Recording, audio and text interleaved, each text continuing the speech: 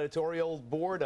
I just wrote his big bestseller, The End of Prosperity. My colleagues David Asman and Rebecca Diamond from Tampa, the Watchdog of Wall Street, Chris Markowski. I don't know from nothing about this stuff, David, but I do know that there's an enormous sense that he's bit off more than he can chew. Is there any way that this trillion-dollar package next week is going to work? I don't think. First of all, he still doesn't have a staff. The guy's practically working alone. It's like Neil Kashkari, the guy who's in charge of TARP, had $700 billion and a staff of 40 people. No company in the world comes anywhere close to $700 billion, but they have staffs of thousands.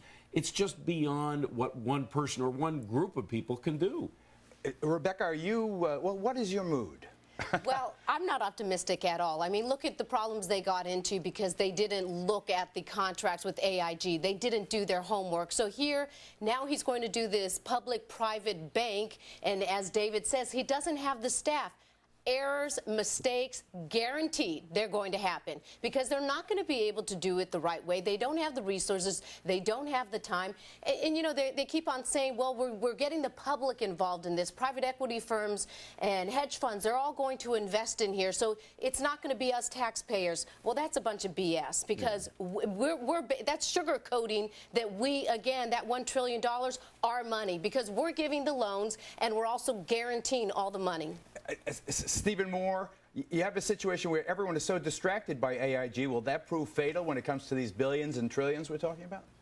I hope so. I think this plan is bridged too far. And, you know, let's not forget, Geraldo, adding to what David Asman was saying, this is the third big trillion-dollar bill we've had this year. Obama came in and his first act was, remember that trillion-dollar debt bomb, the stimulus bill. And then we had the budget bill that passed with all the pork spending. That was several $1 trillion. And I just don't think that there's any public mood right now for more bailouts. In fact, if there's anything good about what happened this week with the AIG scandal and these reprehensible bonuses that were paid, I think it just kills the prospect of more bailouts, and good riddance because they haven't worked very well. Chris Markowski, do you like the fact that the Blumenthal is going after AIG up there?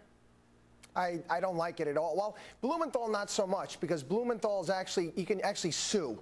I don't, you know, with Congress acting like Hugo Chavez this past week, I'd much rather them go the route of suing, like because we own the stock in AIG and doing it that way, rather than using the tax code as a weapon, a blunt instrument. Got to take a break. Thank you very much, everybody.